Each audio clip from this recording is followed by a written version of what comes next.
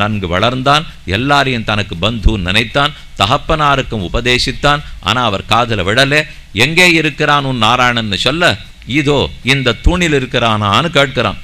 ஆலக்ஷ பீதஸ்துவரிதோ ராஜ்ஞ ஆவேதயத்யதா ஸ்ருத்வா தத் அப்ரியம் தைத்யோ துஸ்ஸகம் தனயானயம். ஹே துர்வினீத மந்தாத்மன்னு குலபேதகர அதாம அதம ஸ்தப்தம் மச்சாசனோத்தூதம் நேஷ்யே துவாத்யயமக்ஷயம் ந கைவலம் மே பவதஸ்ச ராஜன் சவைபலம் பலினாம் சாபரேஷாம் பரேவரேமி ஸ்திரஜங்கமா ஸ்திரஜங்கமாயே பிரம்மாதயோ ஏன வசம் பிரணீதாக.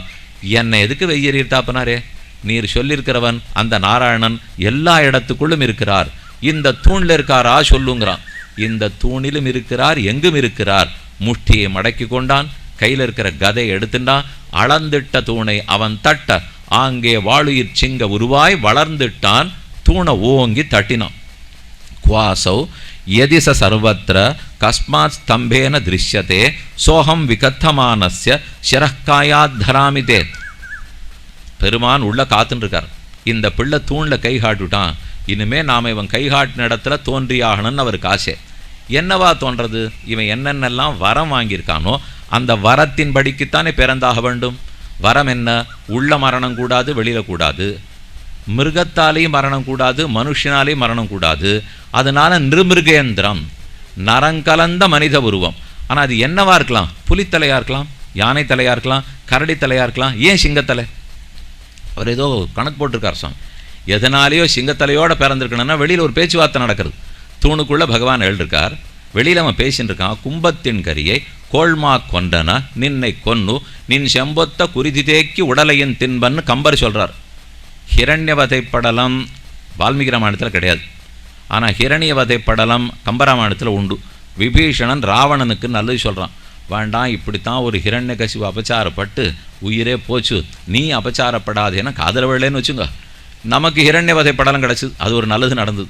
அப்போ அங்கே சொல்கிறது, வெளியில் அவன் பேசின்னு இருக்கான். பிரகலாதா, நீ காட்டுற இடத்துல மட்டும் உன் கடவுள் இல்லைன்னால், அப்போது ஒரு ஆணையனுடைய மத்தகத்தை சிங்கம் எப்படி பிளந்து அதன் குருதியை குடித்து விடுமோ அதை போல உன்னை நான் பிளந்து உன்னை சாப்பிடுவேன்னா. உடனே பெருமாள் முடிவு பண்ணிட்டார், என் பக்தனை யானையாக வச்சு நீ சிங்கமாக இருப்பேன்னு சொன்னியோ இல்லையோ, உன்னை யானையாக வச்சு நான் சிங்கமாயிடுறேன். அப்படித்தான் உன்னுடைய மத்தகத்தை பிளக்கணும்னு முடிவெடுத்தார்.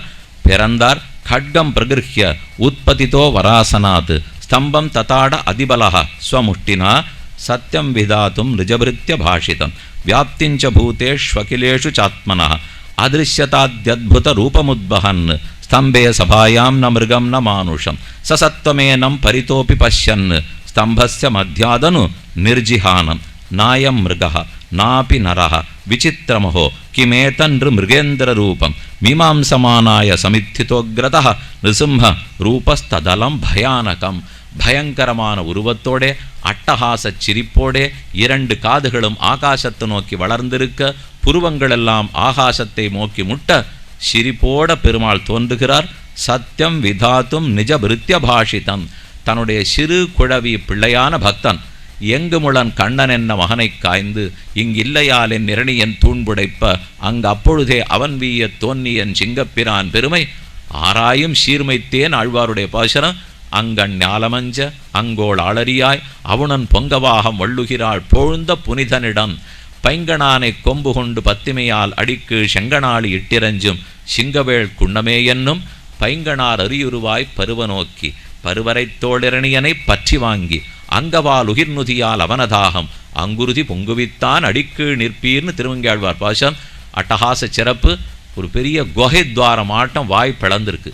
நெருப்பு கங்க போல நாக்கு வெளியில் நீட்டி கொண்டிருக்கிறது. பெரிய கோரைப்பற்கள் அட்டகாச சிரிப்போடு எதற்கு? எல்லாம் சத்தியம் விதாத்தும் நிஜபிருத்திய பாஷித்தும். தன்னுடைய பக்தன் சொன்ன வார்த்தையை மெய்ப்படுத்த வேணும் என்பதற்காக உள்ளே இல்லை வெளியில் இல்லை எங்கேயோ நடு ரேழியில் போய் உட்காண்டார். ஆகாசத்தில் இல்லை பூமியில் இல்லை படிக்கட்டில் உட்காண்டார். நரம் இல்லை மிருகம் இல்லை ரெண்டும் கலந்த மனித சிங்க உருவத்தோடு வந்து பிறக்கிறார். பகல் இல்லை ராத்திரி இல்லை அந்தியம்போதில் அறிவுருவாகி அரியழித்தவனேன்னு பாசனம். நல்ல சாயங்கால வேளையில் அவதரிக்கிறார். ஹிரண்யகசிபை பற்றினார். இழுத்து தன் மடியில் இட்டு கொண்டார். கொல்றதுக்காக நீண்ட கூரிய நகங்களை வைத்து அழுத்துகிறார். வரத்தினில் சிரத்தமிக்க வாழையித்து மத்தவன் உரத்தினில் கரத்தவை துகித்தலத்த ஊன்றினாய்னு பாட்டு. ஆழ்வார் ஆச்சரியப்பட்டது, வரங்கடைச்சதுன்னு அதை போய் நம்பினியே, அந்த வரத்தை கொடுத்தவனே நாளைக்கு இருக்க போகிறதில்லை. யார் வரத்தை கொடுத்தவனையோ அவனை ஒரு நிமிஷம் நம்பியிருக்க கூடாதா? அப்படிப்பட்ட பிரம்மத்தினுடைய பரமானந்த சீடனாக இருக்கான். இந்த பிரகலாத இடத்துல போயா தப்பு பண்ணிவிட்டான். வரத்தினில் சிரத்தை வைத்தான். எனக்கு வாழ் இருக்கு நாள் இருக்குன்னு அவருக்கு எண்ணமா. வாள்களாகி நாள்கள் செல்லான்னு சொல்வார்கள். வாழறக்கன் நாள் உலப்ப, வாழ் இருக்கு ஜெயிச்சிருவேன், நாள் இருக்கு கொல்லப்பட மாட்டேன். இதுதானே வாளையும் நாளையும் கொடுத்தவர்களே நம் அதீனம். அந்த பெருமானுக்கு அதீனம்தான் வாழை கொடுத்துருக்கிறவர், பெருமானுக்கு அதீனம்தான் உனக்கு நாள் மரணமே கிடையாதுன்னு கொடுத்தவர். அதை போய் மறந்து போயிட்டான். பகவான் அவதரித்தார். நாயம் மிருகா நாபி நரஹா விசித்திரமஹோ கிமேதன் நிருமிருகேந்திர ரூபம். மனித உருவத்தோடையும் இல்லை, சிங்க உருவத்தோடையும் இல்லை, நீண்ட கூரிய நகத்தை வச்சு கிழிக்க போனார். சக்கராயுதம், வில்லு, அம்பு, கத்தி அதெல்லாம் பண்ணால் பிராணன் இல்லாததுன்னு ஆயிடும். பிராணன் இருக்கிற ஆயுதமும் கூடாது, பிராணன் இல்லாத ஆயுதமும் கூடாதுன்னு சொல்லியிருக்காங்க. நகத்தால் கிழிக்க போகிறார். இதை பிராணன் இருக்கிறதுன்னு சொல்லிவிடா, பிராணன் இல்லாதுன்னு சொல்லிவிடா. வெட்ட வளர்றதா? பிராணன் இருக்குது. வெட்டினா வலிக்கலையா? பிராணன் இல்லை. வெட்டினா வலிக்கலையே, பிராணன் இல்லை. வெட்டினா வளர்றதே, பிராணன் இருக்குது. போருமே. அதனால தான் நகத்திலே குளிச்சுட்டார் போல் இருக்கு. நகக்ரகச்சக பிரதிக்கிரச்சித தைத்தியவக்ஷஸ்தலி சமுத்த ருதிர சட்டாச்சுரித பிம்பிதம் ஸ்வம் வபு என்று கூறத்தாழ்வான் சாதித்தார். கையால் கிடுக்குன்னு கிழிச்சுட்டார். அப்போ அவருடைய திருமேனியை பார்த்தால் பிரதப்த சாமீகர சண்டலோச்சனம் ஸ்புரத் சட்டாகேசர ஜிரும்பிதானனம். பிடரி மயிர் உளை மயிர் எல்லாம் சிலிர்த்து நிற்கிறது. அதிலிருந்து உளை நீர் தெளிக்கிறது. கண்கள், வாய் இவையா பிளவாய். அஹோ நிருமிருகேந்திர ரூபம், அஹோ பிலம், அஹோ பலம்னு சொல்வார்கள். என்ன பலம், என்ன தேஜஸோட தோன்றிருக்கார். பிரதப்த சாமீகர சண்டலோச்சனம். அவருடைய திரு கண்களை பார்த்தால் தங்கத்தை அப்படியே உருக்கி பார்த்தா ஜவஜவான்னு எப்படி சகப்பாக இருக்கும். அதை போல சக்கச்சவேல்னு இருக்கிற கண்கள். கரால தம்ஷ்டம் கலவால சஞ்சல க்ஷுராந்த ஜிஹ்வம் புருகுடி முகோல்பணம். முகத்தில் புருவம் இருக்கா இல்லை ஆகாசத்தில் புருவம் இருக்கான்னு தெரியல, அவ்வளோ ஒசரம். எந்த மிருகமாக இருந்தாலும் அதுக்கு பயம் வந்தாலும் கோபம் வந்தாலும் ஜாகிரதையானாலும் காதுகளை உடனே உயர தூக்கிடும். அதை போல சிங்கத்தின் காதுகள் மேல் நோக்கி தூக்கி ஸ்தப்தோர்த்த கர்ணம் கிரி கந்தராத்புதம் வியாத்தியாசனாசம் அனுபேத பீஷணம். வரத்தினால் சிரத்த வைத்தான். அந்தியம் போதில் அறிவுருவானார். பொழுது மெலிந்த புஞ்சக்கரில் வாந்திசை சூழுமெழுந்து திறப்புனலா மலை கீழது பிளந்த சிங்கமொத்ததால் அப்பன் ஆழ்துயர் செய்து அசுரரை கொல்லுமாறே அசுரரை கிழிச்சுட்டார். ரத்தம் குட்டையா தேங்கியிருக்கு. அந்த குட்டையில் இப்படி குனிஞ்சு பார்க்குறார். இவருடைய பிரதிபிம்பம் தோற்றார். யாரது? ரெண்டாவது நரஹரி. உலகத்தில் ஒரு நரசிங்கம் தான் இருக்கணும். யாரது இன்னொரு நரசிங்கம் இருக்கிறதும் கோவப்பட்டாராம். இவருடைய பிரதிபிம்பம் தான் அது. கண்ணாடி ஆட்டம் தெரியறதுன்னு கூட தெரியாதா? இது கூடவா ஞானம் இல்லைன்னால் பக்த பிரகலாதனிடத்தில் இருக்கிற பிரேமம் தன்னை போல இன்னொன்னு நினைக்க வச்சு கொடுத்தான். அந்த அளவுக்கு பிரேமம். கண்ணை மறைத்திருந்தார். சந்திராம்சு கௌரை சுரிதம் தனூருகை விஸ்வபுஜானீக சதம் நகாயுதம் பரியனாகி வந்த அவுணனுடல் கீண்ட அமரர்கரிய ஆதிப்பிரான் அரங்க தமலன் முகத்துன்னு திருப்பாணாழ்வார் பாசுரம். தலையவிழ் கோதமாலை இருபால் தயங்க எருகான் இரண்டு தருகான் அளவழ வெம்மமிக்க அரியாகி அன்னு பரியோன் சினங்கள் வினங்கள் விழ அவிழ வளையுகிர் ஆளிமொயம்பில் மரவோனதாகம் மதியாது சென்னொருகிறால் பிளவிட வெட்ட குட்டம் அது வையமூடு பெருநீரில் மும்மை பெரிதே இளவள இட்ட குட்டம். ரத்தம் பீரிட்டு ஆகாசத்தில் அடிக்கிறது. அவர் சகப்பா, ஹிரண்யகசிபனுடைய உடம்பு சகப்பா, சாயங்காலத்து வானம் சகப்பா அல்லது ரத்தமே சகப்பா, எதுன்னு தெரியாத அளவுக்கு இருந்ததாம். இவையா பிளவாய் தெரிந்தெரிகான்ன இவையா எரிவட்ட கண்கள் இவையா எரிபொங்கி காட்டும் இமையோர் பெருமான் அரிபொங்கி காட்டும் அழகு. இதை பார்த்தவனெல்லாம் பயங்கரமான உருவன்னு சொல்லுவான். இதை போல ஒரு அழகு எங்கு காண வேணும் என்கிறார். ரொம்ப அழகா இருக்கார். நரசிங்க பெருமானை பார்த்தா பயமா இருக்குமே, அழகா இருக்க மாட்டார்? கண்டிப்பா இருப்பார். நம்ம மனசுல பிரீத்தி இருக்கா பீதி இருக்காங்கிறத பொறுத்தது.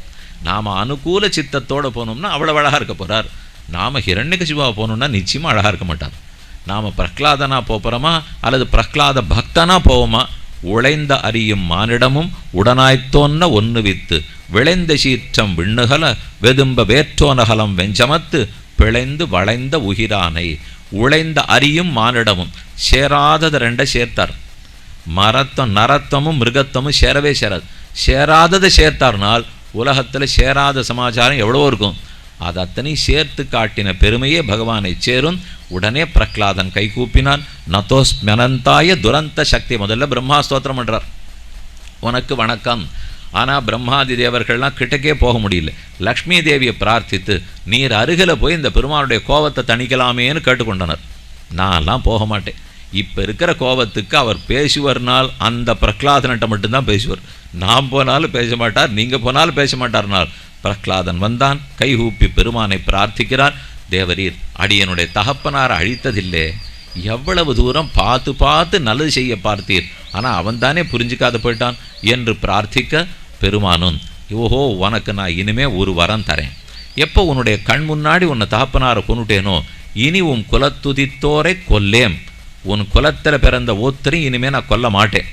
மகாபலி உன் பேரன் பிரகலாதன், அவன் பிள்ளை விரோச்சனன், அவன் பிள்ளை மகாபலி.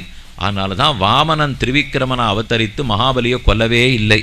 பாத்தாளத்தில் சிற வச்சுட்டாரே தவிர, ஏனெனில் ஹிரண்யகசிபுவுக்கு கொடுத்த வரம், அதாவது பிரகலாதன் கொடுத்த வரம், நரசிம்ம பெருமான் இனி உம்முடைய குலத்தில் உதித்த ஒத்தரையும் கொல்ல மாட்டேன் என்று கொடுத்தார், கொல்லலை. அப்போ பகவான் கேட்கிறார், உனக்கு என்ன வரம் வேணுமோ கேளு. பிரகலாதன் கைகூப்பி கொண்டு பிரார்த்திக்கிறான். பிரம்மாதயः சுரகணாः முனயோத சித்தாः சத்வைகதான மதயः வச்சசாம் பிரவாகைः நாராதிதும் புருகுணைரதுனாபி விப்ருஹு கிம் தோஷ்டும் அர்ஹதி சமே ஹரிருக்ரஜாத்தேகே. தேவரீர் இத்தனை கோபமாக வந்திருக்கீரே, எப்பேற்பட்ட தேவர்களால் கூட உம்மை ஆராதிக்க முடியாது. ஆனால் எப்படிப்பட்ட எளிய அசுரனான நான் கூட ஒன்றா ஆராதிச்சுடலாம். ரெண்டுமே சாத்தியம். ஆழ்வார் ஒரு பாசுரத்தில் சொல்கிறார், நாம் ரொம்ப பெரிய ஞானிகளாக இருந்தால் பெருமானை தெரிஞ்சுனுடுவா, அஜ்ஞானத்தில் உழன்று கொண்டிருந்தால் அவனை தெரிஞ்சிக்க முடியாதுன்னு நினைக்கிறோம். யாதுமோன் நிலைமையனா அறிவறிய எம்பெருமான், யாதுமோன் நிலைமையனா அறிவெளிய எம்பெருமான்னு பாசுரம். எப்பேற்பட்டவனாலையும் தெரிஞ்சிக்க முடியாத போயிடலாம், எவ்வளவு தாழ்ந்தவன் அவனை தெரிஞ்சுட்டு போயிடலாம். பிரம்மாதி தேவர்கள் கூட உன்னை அறியாத படலாம், அபச்சாரப்பட்டுடலாம். ஆனால் அசுர குழந்தையான நான் கூட உன்னை தெரிஞ்சு விடலாம். மன்னே தனாபிஜன ரூப தபஹ ரூப தபஸ்ருதௌஜ உஜ தேஜஹ பிரபாவ பலபௌருஷ புத்தியோகாக நாராதனாயகி பவந்தி பரஸ்ய பும்சோ பக்தியா துதோஷ பகவான் கஜ யூதபாய. கஜேந்திரனுக்காக நீர் ஓடினீரே, ஆனைகிட்ட என்ன இருந்தது? குலப்பிறப்பா, படிப்பா, பணமா, என்ன இருந்தது? யானை இடத்துல ஒன்று ஒரு விலங்கு, விலங்கு கூட்டத்துக்கு நீர் ஓடி இருக்கிறே. ஒன்று புரிஞ்சுவிட்டேன், உன்னை அடையறதுக்கு குலம் நன்னா இருந்தது, பணம் நன்னா இருக்குது, படித்த பண்டித்தனாக இருக்கேன், தேஜஸ் இருக்குது, செல்வாக்கு இருக்குது, ஒன்றும் உதவாது. உன்னிடத்தில் பக்தி இருந்ததுன்னா நீ ஆசைப்பட்டு வரப்போகிறாய் என்று பிரகலாதன் ஸ்தோத்திரம் பண்ண பெருமான் ஏற்றார். உனக்கு என்ன வரம் வேணுமோ கேள். ஒரே ஒரு பிரார்த்தனை, இனிமே உங்ககிட்ட வரமே கேட்காத வரம் கொடு. நான் எதுக்கு உங்ககிட்ட கையேந்தணும்? அனைத்து நீ செய்ய காத்திருக்கும் போது கையேந்திர பிறவியே எனக்கு வேண்டாம். நான் கொடுக்குற பிறவியாக இருக்கணும், நான் கைங்கரியம் பண்ணுறவனாக இருக்கணும், நீ கீழே இருந்து கைங்கரியத்தை பெற்றுக்கொள்ளுவனாக இருக்கணும் என்று கேட்க பெருமாளுக்கு ரொம்ப திருப்தி. இருந்தாலும் நீ ஒரு வரம் கேட்கணும். என் ஆசைக்காக வரம் கேளுனால் என்பில்லாத இழிப்பிறவி எய்தினும் நின் கண் அன்பு மாறாமை வேண்டும்.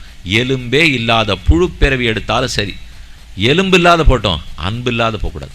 என்பில்லாத இழிப்பிறவி எய்தினும் அன்பு மாறாத பிறவியை கொடுனால் எப்போதும் என்னிடத்தில் அன்போடு இருப்பாய் என்று பக்த பிரகலாதனுக்கு கிரகித்தார்.